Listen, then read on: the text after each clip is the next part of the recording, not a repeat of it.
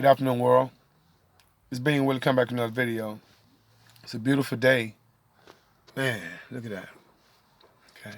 I wanted to kind of just piggyback on the last video about the cannabis legalization and kind of give some perspective and some clarity about, if you're interested in investing, how some of the ways you can go about doing it.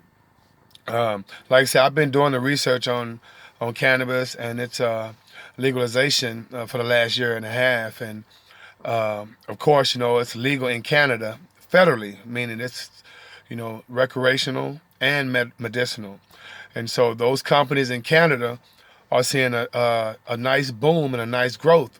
And so if you had any opportunity to invest in any Canadian cannabis companies, you're sitting pretty right now. Just kind of give you an example.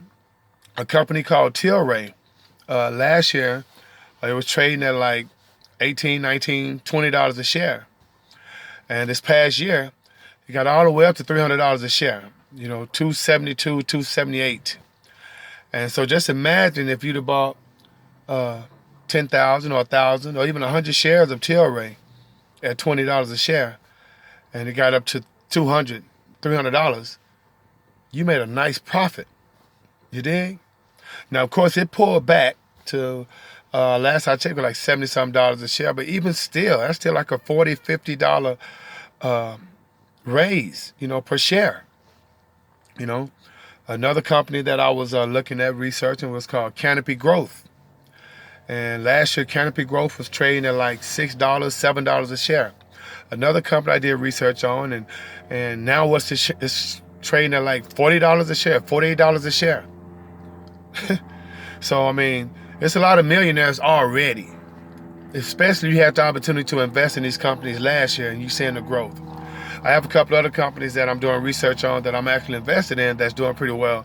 And a lot of people say, well, it's legal in California, it's legal in Washington, D.C., Colorado.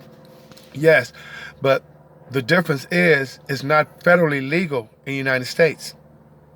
That's why I'm not suggesting investing so much in U.S.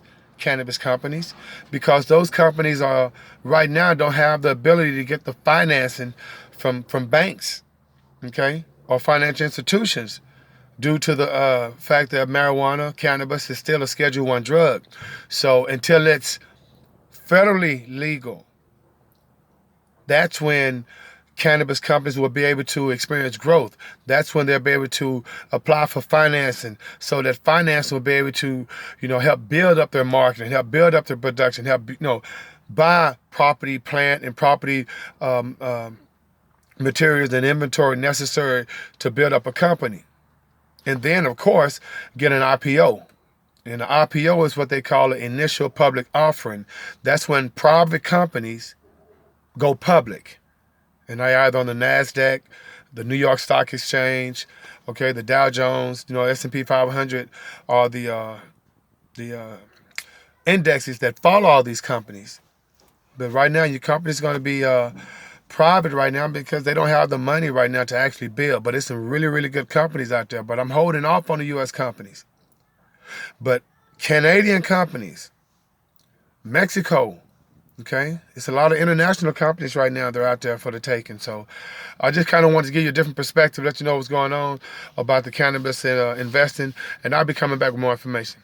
In the meantime, in between time, may the Most High Inside you bring you joy, and thanks for subscribing. This Being Willie, and I'm outie, 5,000.